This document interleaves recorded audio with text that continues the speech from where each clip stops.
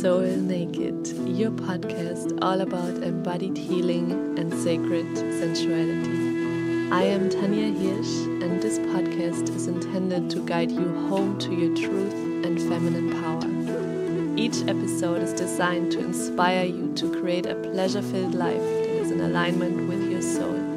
Let's drop the mask and dive right in. Our infinity, our divinity.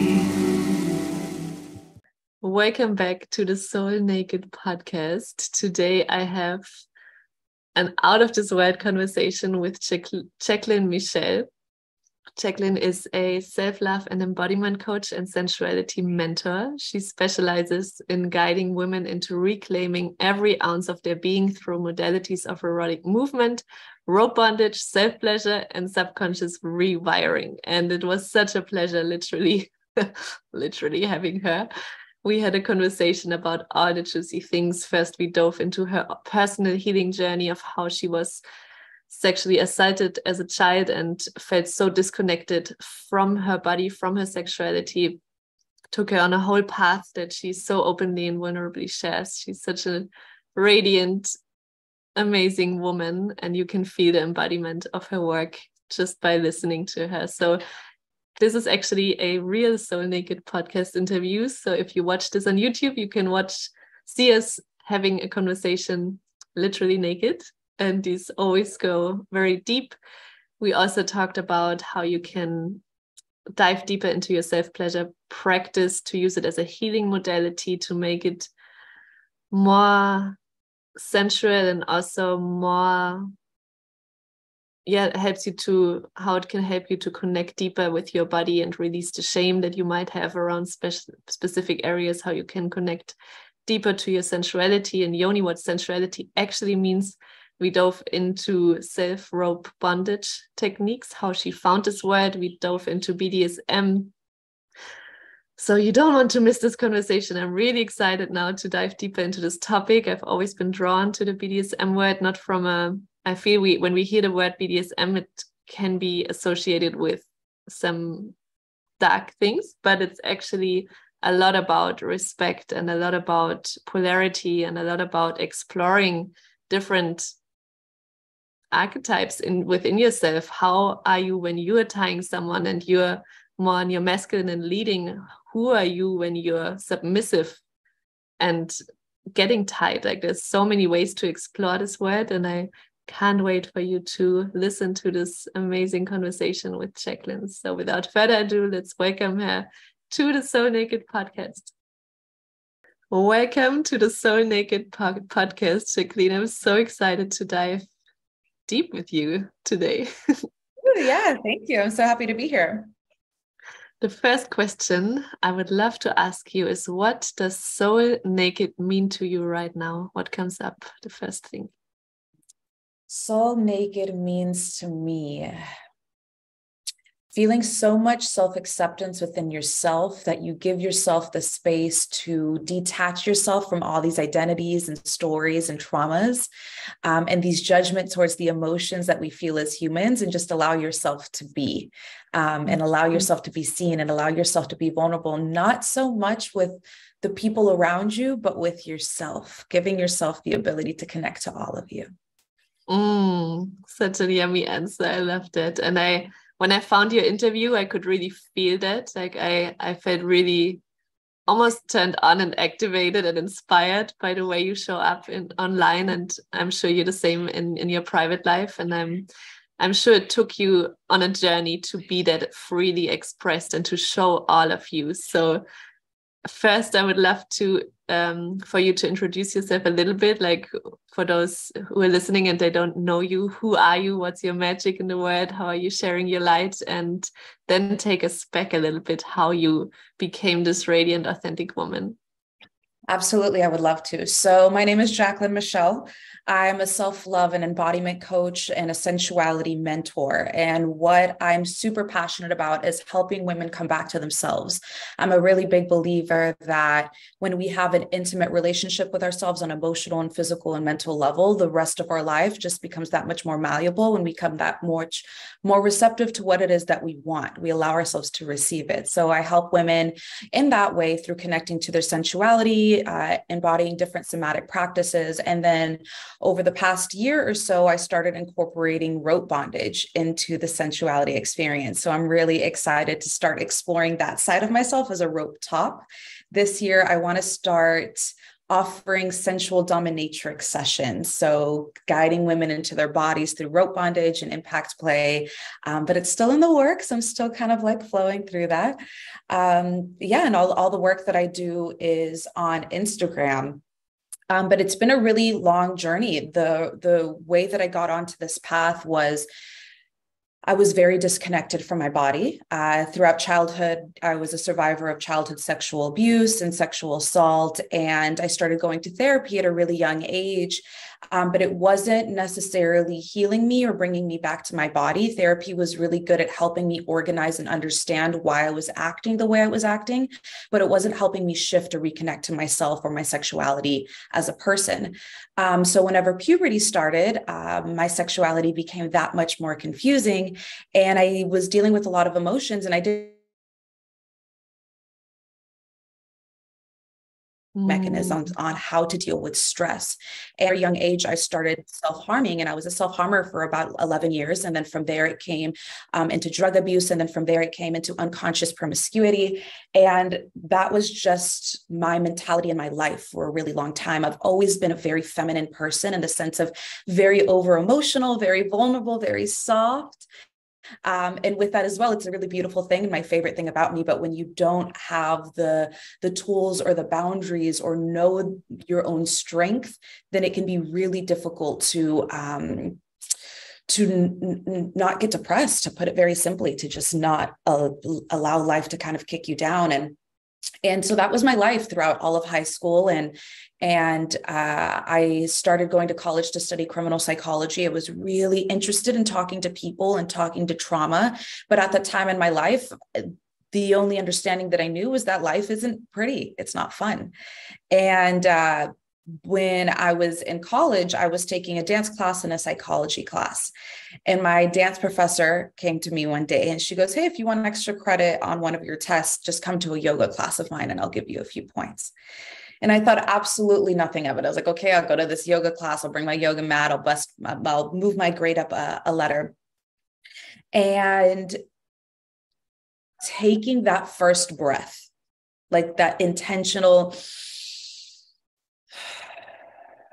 was literally the first time I ever had the invitation to connect to my body in an intentional and loving way. And it was like immediately that first breath, I was like, this is what's been missing. This is what I've been supposed to be doing. Like, I didn't realize how disconnected or how far away from my body I was, even though I was not consciously, constantly doing things to my body. Does that make sense? And on that same week, in my psychology class, we started learning about positive psychology, which is how to achieve happiness, how to maintain happiness, and the various forms of happiness. And that was the first time ever that somebody introduced the thought that, oh, wow, you can study the happiness of humans. And it was like literally both those things in that week. I was like, oh my God, there's something here. And when I say I became addicted to yoga, I legitimately became addicted to yoga. Like, I just was like on my mat nonstop. And it was a really beautiful thing. But it was also it was a blessing and a curse in one way. I started to connect to my body for the very first time. I was able to start breathing into my limbs and practicing different types of pranayamas. And I felt like I was having an actual relationship with my body. But simultaneously, because I was actually starting to bring awareness to my nervous system, my libido and my sex drive started to disappear. And it was from this, okay, we're slowing down. We're going to address how we are on the inside. Here's all of this stuff that you've been suppressing. And so at a very young age, when my entire life was wrapped around my sexual identity, and all of a sudden sex scares me. It was this very big, like, holy shit, who am I? What do I do? And there was a lot of shame around how I was feeling in my body. I became numb in my vagina. I became very anorgasmic. I wasn't able to self-lubricate. And at the same time, because I didn't know that I could not have sex, I continued to have sex, and I continued to re-traumatize my body by having sex when my body was begging me not to. And so I started to love yoga, but hate it at the same time, because I was like, it made me too aware. It made my body too, it was just a really interesting thing. And then somewhere along the way, I really wish I remembered how. I think it was Instagram, but I don't remember what the account was or anything of that nature. But I found out about Tantra. And I was like, this is the missing piece to spiritual development or personal development that we're not talking about, having a healthy relationship, our sexuality, and connecting to our yonis and self-pleasuring and connecting with other people without this need to perform or to have orgasm. And I started to explore Tantra and the same intensity that I started exploring yoga. And as I was doing that, I started to self-pleasure. And I self-pleasured a little too quickly. I started to, started using the Yoni wands and the Yoni eggs. And I love both of those tools. But at the time, I didn't know that my body still needed to learn how to trust me.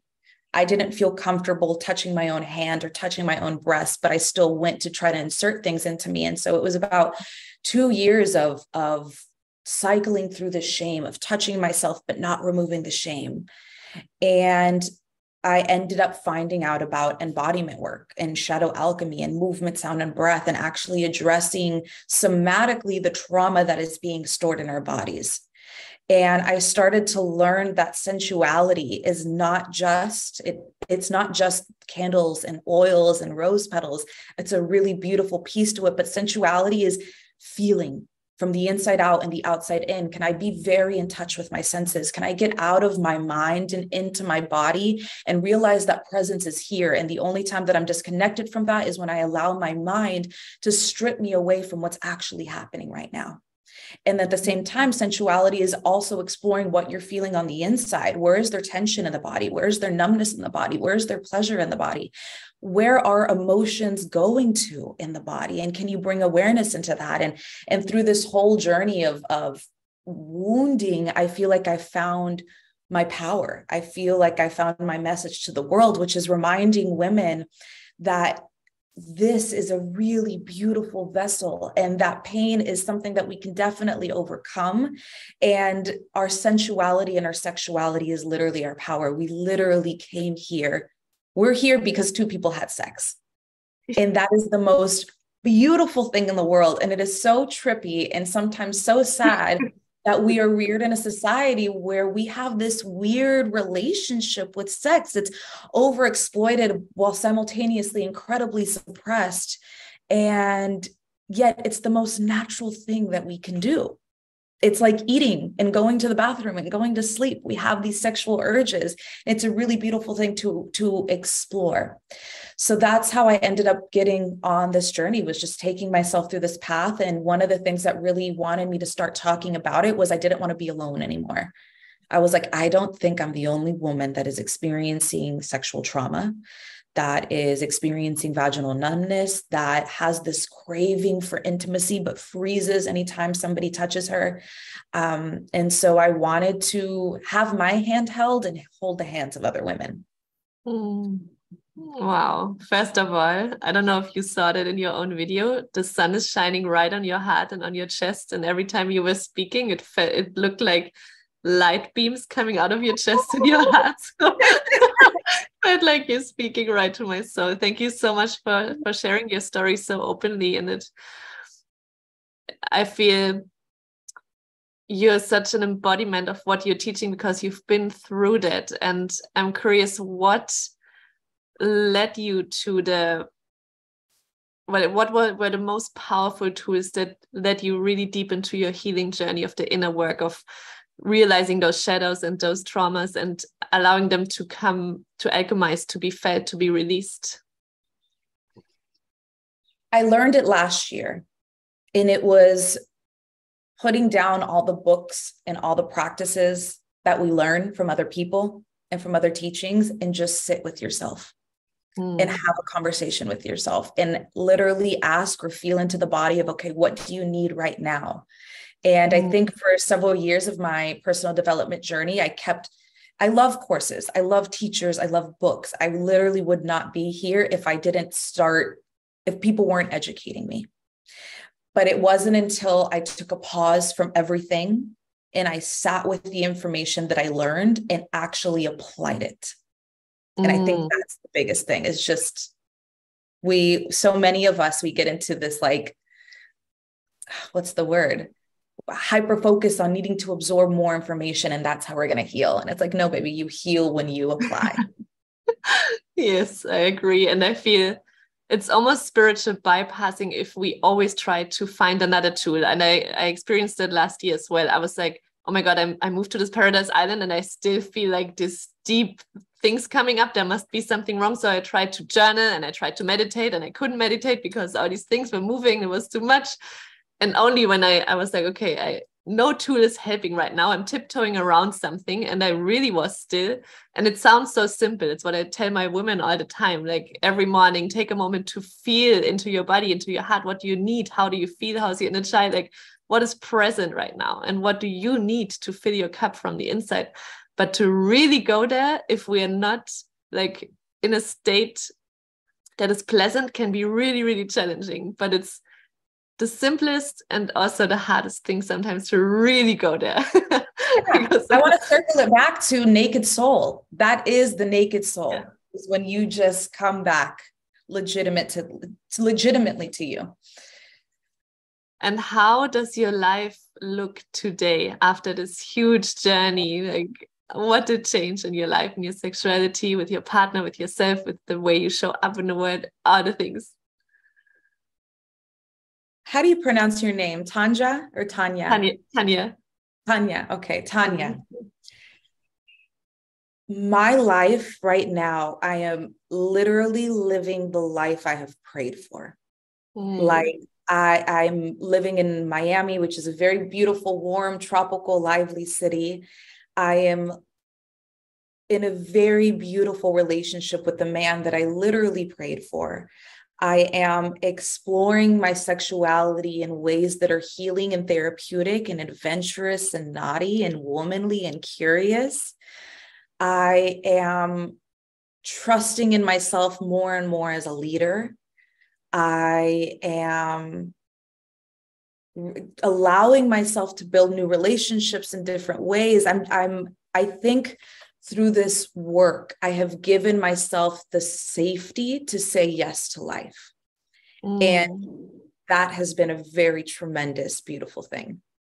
Wow. Thank you. That I felt it in my heart. Like you really radiate that from the inside out. And I feel that's truly the essence of this work, is to come back into the body and to enjoy this human experience, because sometimes we are so good at as ascending and going out of the body and having all these blissful sensations. Even through Tantra, we can have these blissful states, but to really enjoy life and to live fully, we have to be able to descend into the body, to look at the things we've been running away from our whole life, so we can feel the aliveness, not only in these blissful states, but to accept all that life has to offer, and to see the beauty also in the pain and the darkness, that we alchemize, that we can live more freely and more easeful and more authentic in our everyday lives. Absolutely. You make yourself so much more available to life when you don't steer clear from the wide spectrum of sensations, emotions, and experiences. When you just say, I'm here for all of it. I know I can overcome it all. Shit's going to get sticky. Things are going to hurt, but it's okay. Yeah. In my last ayahuasca ceremony, I think for the first time I could feel that. I was aware of that, but still, when you're in a really dark place, I found myself like, oh my God, this is so hard, and like in a really muddy place. And then I went out into space in my ceremony, and I literally became a soul in the universe. And I didn't have a human body anymore. I didn't have emotions. I didn't even have thoughts. And I saw all these other souls and they were all longing to be on earth. When we are the soul, we know what we sign up for, and we are excited, even if we forget, but we know we sign up for the grief, for the sadness, for the pain, for the light, for everything. And then we come to earth and we just chase the happiness and just the light. But if we embrace all of it, that changed so much for me. Even if I'm, really angry or sad, that I see it as a gift to have this experience, because I knew how it felt to not have it. And it's such, our senses, our emotions, the connection we have to each other, everything is such a gift if we open the full spectrum of what life has to offer. And sometimes we need these rock bottom moments to bring us back into alignment and to remember the power of our soul and why we came here, and to fully say yes, not to play small and have our hearts closed and wait all the time, but to fully embrace, like your heart in the sun, like to fully say, I'm open to life with everything that comes with it. And I would love to dive, if you're open for it, to talk more about what you're sharing with the world, because I know you teach a lot of these amazing tools. What is your favorite thing to teach right now? Right now, my favorite thing to teach is self-pleasure. Because the way that I talk about self-pleasure isn't limited to oils and caressing the body and gently massaging the yoni. One thing that I really teach, so in my teaching, one thing that I do is I take words and I shift the definitions of them. And so when I talk about pleasure in general, I help women remember that pleasure isn't something that needs to always feel wet and juicy and orgasmic. Pleasure is significantly more expansive than that. And pleasure is actually what makes us feel connected to ourselves. And sometimes the thing that makes us feel connected to ourselves doesn't always feel quote unquote good, but it does feel nutritional. And an example of that is like eating a cheeseburger, right? There's a lot of pleasure in eating a cheeseburger. But afterwards, it's not a nutritional experience, versus drinking a lot of water may seem boring, but it feels really good at the end of the day, and it feels very nutritional. And I think our self-pleasure practice and the way that we connect to ourselves in whatever area, whether we're addressing our sexuality, our mentality, our physicality, it's allowing pleasure to be something that gets you in touch with you. And I think this is really important for women to understand, especially when they feel very disconnected from that orgasmic, juicy pleasure. Because then I know for me, when I started to self-pleasure and I wasn't feeling juicy, it would make me resistant to self-pleasuring even more, because I had these judgments and expectations of what it was supposed to look like, even though I knew it's not about what it looks like, right? So yeah, I think self-pleasure is my favorite thing to teach. I teach various different styles of touch, whether it's sensual caresses or more erotic and sexual touch, or therapeutic touch or nurturing touch, and then different styles of movement and different styles of connecting to yourself. And I even think that journaling or reflecting or meditation, even some of those more masculine practices, are a really important piece to self-pleasure. And when we allow ourselves to allow it to be a giant umbrella term of what it can look like, then we're not hyper focused on how it's supposed to be, or how we've been taught self-pleasure is supposed to look like. I love that. And even just putting the pressure away of having an orgasm, to take it more as a time to connect with what's moving, because self-pleasuring can be a very healing, releasing experience. Even like sometimes I cry and I shake and I make sounds and I release, some memories come up, and it's not connected to an orgasm at all. And I love the approach that you have. Do you have any tips for women that are still at the beginning of their journey to connect with their yonis, and maybe they're used to vibrators and they would love to explore their self-pleasure practice in a different way? Do you have some tips that they can take this to another level? Absolutely. The first thing that I want to say is that women shouldn't have shame around using vibrators. I know that whenever I first started practicing Tantra, every time I craved a vibrating orgasm, I would feel really bad afterwards. Or if I watched pornography, there's nothing wrong with vibrators and there's nothing wrong with pornography. It's just allowing yourself to have a relationship with your body where there isn't this dependency. It's an addition to the experience. But if you're wanting to move away from vibrators and you're feeling, I don't want to say numbness, but like a calloused, like your clit isn't as sensitive, then I would say a couple things to do is do a mind to muscle meditation of just bringing your awareness back into your labia, into your clitoris, into the entrance of your vagina, into the G-spot, into the actual canal. And can you visually, internally with your mind's awareness, be aware of what you have between your legs?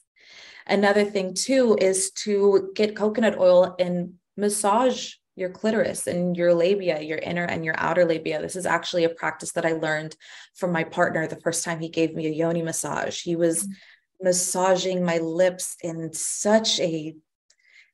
same way somebody would almost massage your back of sorts, with different techniques. And it was just this really beautiful thing of, oh, wow, I've never had my labia touched in this way. And there's tissue there, there's life there, there's cells and nerve endings there. So it's like bringing that blood flow and that awareness and that circulation back into that area of the body. Another thing that I love to do too, especially if it's more calloused, is temperature play. So taking a warm rag, a warm or a cool rag, and then just placing it on your yoni and noticing what it is that you can feel. Because oftentimes when we start exploring or wanting to connect to our yonis, especially after numbness of any type, we hyperfixate on, oh my God, I can't feel. And it's like, okay, well, then let's focus on what it is that you can feel. And usually temperature is something that we can feel pretty easily. And then from there, you can begin to add different types of sensations and different types of massages and touches, but allow it to be this curious practice. I know sometimes that can be easier said than done when we carry the shame on how our relationship with our vaginas are supposed to be like. But one of the things that I've really learned throughout this process, and I learned this on a medicine journey as well, one time, I was looking at myself and I was like shaking and moving around. And I was like, holy shit, this is my body. Like, this is me from the inside out. And I think that when we come back to that realization of like, I get to explore this and I really get to take my time with familiarizing myself with my body, then it becomes this event, like an actual adventure, an actual journey of, okay, what can I discover today? What can I unlock? It's almost like this little treasure hunt. And another thing too, is I think one thing that I learned this month is like mental health is such a big part of embodiment of, if touching your yoni is even the thought of it is attached to shame or guilt or uneasiness, then like I was saying, like allow yourself to journal or mentally and emotionally process that, so that when it is time to touch your yoni, you're not bringing shame back into your yoni. Because I feel like if you're touching yourself with this guilt of touching yourself, then it's almost like you're perpetuating the cycle. But taking some time to connect and observe what you've been taught or what you've been conditioned to believe, and let that have a conversation with what you know to be true or what you want to believe is true, so that when it's time to touch your body, the mind is on board with that journey and you're prepared to know, okay, I know that I store shame or whatever the emotion is here, but I already had this conversation with my mind and I'm going to be able to support and move myself through it that much easier versus just jumping into the body, if that makes sense. Yeah. Thank you so much for sharing. That was so valuable. And another topic that I would love to dive into with you, because I know you're so specialized in it, is the solo bondage rope. Do you call it like that? Practice. Yeah. How did you discover this word, and how did you use it for healing as well? Because I know it can be a very healing modality. How was your journey, and how do you use it in your life and in your teachings? Yeah, 110%. So I found it in 2020, I was watching a scene, is what they call it in the BDSM community, which is just basically a session between two or more people. And this gentleman had his submissive blindfolded and tied up, and he was flogging her, whipping her. And it was an education piece, and he was talking about body language and presence. And while he was flogging her, her body started to contract, and she started to kind of like wince away. And so he paused and he asked her, "What color are we?" And immediately she said green. And as she said that, her entire body opened up and softened, and they continued with the scene. And it was really beautiful to notice body language from both the perspective of the top and the bottom, or the dom and the submissive. And for the dom, it was, oh, I'm noticing my partner is tensing up, or they're constricting their body. Let me check in with them and make sure that they're okay. And for the submissive, to be contracting without realizing that she's contracting, and then realizing she's okay. I know for me and for so many other women out there, when we're having sex, sometimes we contract or tense up without even realizing that we're contracting and tensing up.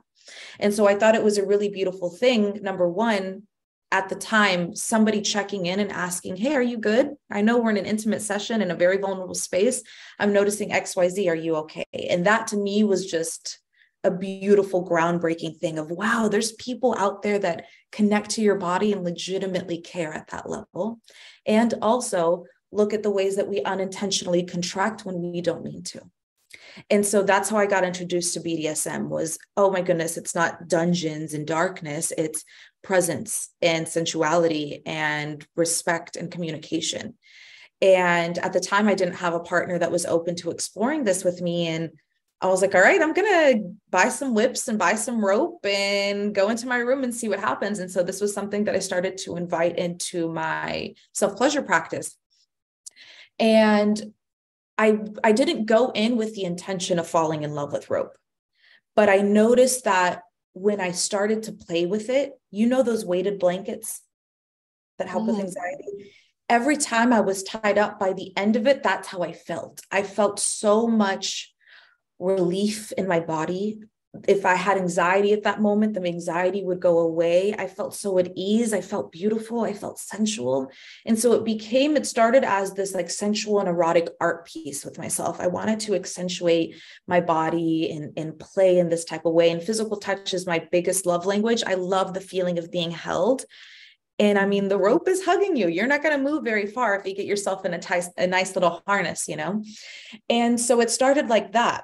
And then as I started to explore more of it, I started to notice how different parts of my body started to invoke different emotions when I tied it. So for example, when I tied my legs to themselves, or when I tied my hips and created a hip harness, I felt very womanly. I felt very turned on. I felt very held. But when I tied my breasts and I created a chest harness, I felt so much embarrassment. And I felt shame, and I felt ugly. And so in the beginning, I wouldn't tie myself. I would steer clear from tying my chest. And then I started to realize, okay, well then there's something here that I'm running from, or that I'm choosing not to face because it's uncomfortable. So then I started to meditate and explore with chest harnesses. And I started to allow myself to dislodge or face or feel into the emotions of, oh, wow, I have judgments around my breasts. When I'm angry, I store everything in my chest. And so I started to realize that rope bondage was also a somatic and an emotional journey into yourself. And it's the ability to explore and accentuate what is being stored and what's the conversation in different areas of your body. And that's not to say that once you notice that you're storing something there, you need to figure out and address it immediately. Sometimes you can be like, oh, okay, there's something here. I'll put a pin mark in that and I'll come back to that later. And so it was something that I invited into my self-pleasure practice. And that's how Boundless ended up coming about, which is a course that I created a few months ago on helping women not only learn how to tie themselves, but quite literally learn how to have an intimate relationships with themselves where they understand sensuality from the inside out and the outside in, like I explained earlier. Somatic practices so that they know how to have an emotional intelligence. There's nothing wrong with being incredibly emotional. It's just having the tools to navigate through that so that your emotions don't overrule your life. And then exploring shibari or rope bondage in a way that's much deeper than the aestheticism, but an actual love language or conversation that you're having with your body in the rope. Oh my God, I want to join your course right now. That sounds incredible. Wow. And do you practice that with your partner too? No, we haven't practiced shibari together. I would love to. We just haven't gotten there yet, but I've practiced it with girlfriends. I've practiced it with other women. And it is such a warm, sensual, and trusting experience. So I haven't been tied by many people before. I've been tied casually, but not in an actual intentional experience with another human being. Usually I do it to myself. But I've had the honor of tying other women. And so I'm starting to do these offers where there are sensual shibari immersion sessions, where for about 2 or 3 hours, a woman and I connect. We talk about her intentions, the relationship she has with her body, her boundaries, her desires. We do a little bit of like energy play, a little bit of like a certain exercise to connect us with their bodies. And then we get into the rope. And it's really beautiful to witness a woman enter her own body and give you permission to move her and control her and wrap her and manipulate her body in such a way. And I haven't had that experience before in rope bondage. You know, usually when I'm having sex with my partners, there's this back and forth. Or usually I'm the more submissive type, if you will, where I'm like, okay, you can do whatever you want with me. And it's been really interesting to tap into the side of myself that is, it feels masculine. It feels really divinely masculine to tie another woman and to join her in the process of her entering her own body. And I love to explore this word because I don't have too much experience, but on a festival I did a workshop with shibari and bondage, and I also thought I'm only submissive and I love, to be in my feminine and to surrender. And I realized I love both. I love being in control and to lead a person, but I also love to surrender and to fully let go. But the problem in this workshop was that the workshop was amazing, but the person I was doing it with was not the right fit. So he was a bit younger and he thought it was funny to, push me when I'm tied up, and there was no trust that I could really fully let go. Right. But I would love to dive deeper into this. And I think it's really important to feel safe and to have a partner, if you do it with a partner, that you can fully trust and let go. Mm-hmm. Oh my God, I could talk with you for hours, and this really opened my curiosity even more to dive into this topic. Maybe one day I would love to have you on one of my retreats too, because I love diving into these topics in person. Like online is amazing, but I feel when we do this in person, the session you described with women, I feel this can be so healing and amazing. So I hope we stay in touch for that. Is there anything else you would love to share about this topic, or anything that's on your heart right now before we close this interview? Yeah, it might pick up a conversation really quickly, but something that you were saying was we oftentimes identify with one or the other, either being more masculine or more feminine, more dominant or more submissive. And one thing that I noticed about myself was that I identify very strongly with submission and femininity, of going with the flow and being easy and flexible and emotional. And I started to realize, as I started to think about doing this work, I was afraid of my masculine. I was afraid of like taking charge or control or leading or stepping into that power. And for other people, it may be the opposite. It may be really easy for them to take the lead and to be in control and to say, hey, this is how things are going to be done. But surrendering and letting go and being flexible in life may be the edge for them. So I think doing various different styles of work, whether it's BDSM or self-pleasure or energy play or anything of that nature, to explore different edges instead of being so on one side of the spectrum, kind of like we were saying earlier, explore both sides of the masculine, the feminine, the dominant, the submissive. Yes. And I feel sometimes when we're, for example, I lead a lot in my business. So I do retreats and I hold so much space that in the bedroom, normally I love to be submissive. That's why I thought I'm only this, but this is such a nice role play almost. It's like a playground where you can get to know yourself better and to explore different, the dynamics between your masculine energy and your feminine and how to use it in such a playful way, but also to take it into your life. I feel like you can have so many realizations about yourself while you're in it, because sometimes we think we're a certain way, but our body actually reacts.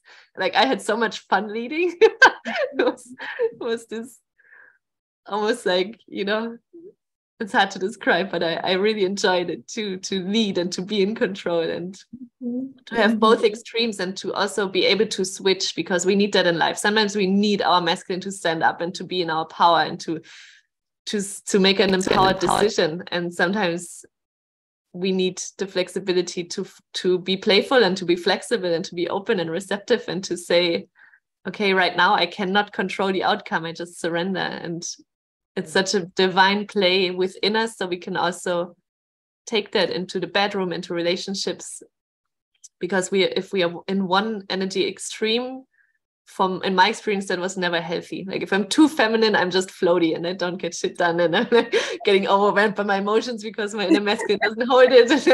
It can be a mess. But if we have both, it's really, really powerful and life-changing. So thank you so much for sharing your magic and your wisdom. And I'm so hooked right now to dive deeper. Well, if you ever come to Miami are you in Germany? I live in French Polynesia, but I travel a lot. So I'm in Hawaii and in Mexico soon. And maybe in Miami one day. If you ever come here, I'd be more than happy to tell you. Oh yeah, please. That would be a dream. I have one last question for you that I invite you to close your eyes for.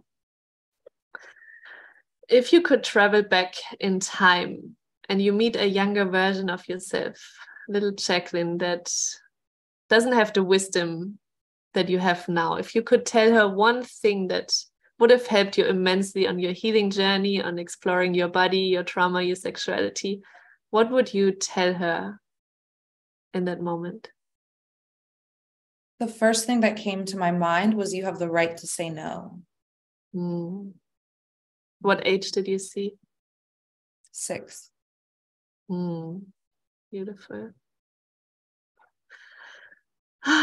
Thank you so much, Jacqueline. I loved having you. How can people connect with your magic? Yes, so all of my things are on Instagram, Jacquemish, JAQUEMICH. And there you'll see the offerings to Boundless, which is my Shibari course and sensuality course that I was sharing with y'all. I also have the sensual series that I run a couple times a year, which is all about reclaiming your sensuality and erotic movement. And then we also have access to my one-on-one mentorship that I do there as well. We will link all of that in the show notes. Absolutely. Thank you so much. I hope you enjoyed this episode as much as I did. I'm definitely hooked, and I will dive deeper into this world and make sure to connect with Jacqueline. She shares so much sensual content that is beautiful to watch and be inspired by. It opens a new world for all of us, and she's such a living example for that. So make sure to follow her And we would love to hear how this interview landed. What did you take out of it? Where was it maybe challenging, triggering, inspiring? We love to hear all the things. And as always, if you loved this interview, please leave a review on the Apple Podcast or on Spotify. It means the word, and it helps spread the power of this work. And I see you next week.